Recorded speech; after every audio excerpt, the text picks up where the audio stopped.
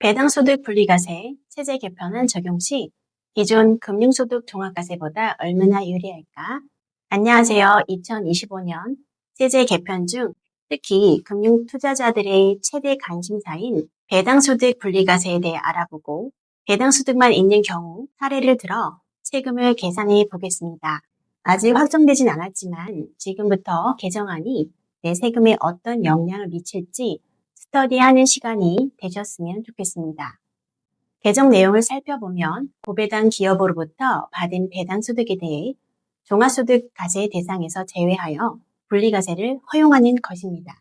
고배당 기업이란 전년 대비 현금 배당이 감소하지 않는 배당 성향이 40% 이상 또는 배당 성향이 25% 이상이고 직전 3년 대비 5% 이상 증가한 국내 상장 법인을 의미합니다. 고배당 기업 주식 소유자가 현금 배당을 받을 경우 특례 대상 배당 소득으로 규정하고 2천만 원까지는 14%, 2천만 원을 초과 3억 이하는 20%, 3억을 초과하면 35%를 적용하는 누진세율로 분리과세 할 수 있습니다. 신고 절차로는 특례 대상 배당 소득이 2천만 원 이하인 경우에는 별도의 신고 절차가 없이 과세가 원천 징수로 종결되고 특례 대상 배당 소득이 2천만 원 초과 납세자는 특례 적용을 위해 종합소득 과세 표준 신고 시 함께 신고를 해야 합니다. 현행 세법상 배당 소득이 2천만 원 이하이면 분리과세로 과세가 종결되고 2천만 원이 초과되면 배당 소득 전체가 종합과세가 되어 다른 소득과 합산하여 14%에서 45%의 소득세율을 적용하여 종합소득세를 납부합니다. 고배당 주식의 주주가 되어 배당소득 분리과세를 적용할 수 있다면 기존의 금융소득 종합과세와 배당금 분리과세 중 어떤 계산 방식이 유리한지 알아야 합니다. 배당소득 분리과세와 금융소득 종합과세 중 어떤 세금 방식이 유리한지 알기 전에 각각의 계산 방법을 먼저 설명하겠습니다. 첫 번째, 2025년 세제 개편안에 따른 배당소득 분리과세는 고배당 주식의 배당금에 대해 3단계 누진세율로 세금을 분리과세합니다. 두 번째, 현행 세법에 따른 금융소득 종합과세는 아래 두 가지 계산 중 큰 금액으로 세금을 계산합니다. A. 종합과세 방식입니다.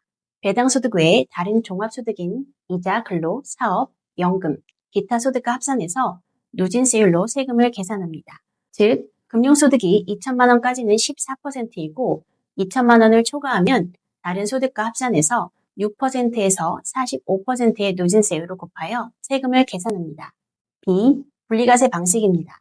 금융소득 세금은 원천징수 세율 14%는 최소한 납부해야 된다는 뜻입니다. 즉, 금융소득의 14%를 곱하고 금융소득을 제외한 다른 소득을 합산해서 6%에서 45%의 누진세율로 계산하는 방식입니다. 쉽게 말해 현행 소득세율은 6%부터 시작하기 때문에 종합소득세로 납부 시 2천만 원 이하로 분리과세로 납부하는 납세자보다 세금이 적게 나오는 것을 방지하기 위함입니다. 이번에는 사례를 들어 계산해 보겠습니다. 배당소득만 있는 경우 배당금 분리과세의 유불리가 뒤바뀌는 지점, 즉 그 변곡점을 찾아보겠습니다. 예를 들어 고배당 기업의 배당소득만 1억 2천만 원이 있고 계산의 편의를 위해서 소득공제를 고려하지 않겠습니다. 먼저 2025년 세제 개편안인 배당소득 분리과세로 세금을 계산하면 얼마일까요? 2천만 원까지는 14%고 2천만 원을 초과하는 1억에 대해서는 20%를 적용하면 2,280만 원이 됩니다. 그럼 기존의 금융소득 종합과세를 적용하면 세금이 얼마일까요? A 방식, 종합과세 방식을 먼저 계산하면 2천만 원에 14% 곱하고 2천만 원을 초과한 1억에 대해서 누진세율을 곱하면 2,236만 원이 됩니다. B. 비교과세인 분리과세 방식으로 계산하겠습니다. 1억 2천만 원에 대해서 14%를 곱하면 1,680만 원입니다. 납세자는 A와 B 중 더 큰 금액인 2,236만 원을 납부해야 합니다. 배당금이 1억 2천만 원이 되더라도 기존의 종합과세 방식이 더 유리합니다. 이 변곡점을 정밀하게 계산해보면 약 1억 2,300만 원 정도입니다.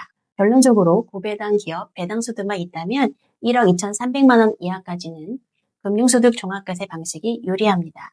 고배당 기업 배당소득만 있는 경우 1억 2,300만 원이 초과되면 배당금 분리과세가 더 유리할 수 있지만 대주주 요건이 50억에서 10억으로 낮춰지는 세제 개편안이 적용된다면 배당소득 분리과세를 받는 대신 양도소득세를 납부해야 하니 이 부분도 추가로 고려해야 합니다.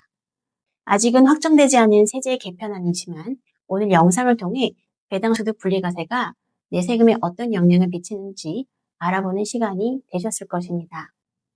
다음 영상에서는 근로소득자가 고배당 분리과세 적용 시 어떤 방식이 세금이 유리할지 알아보도록 하겠습니다. 시청해 주셔서 감사합니다.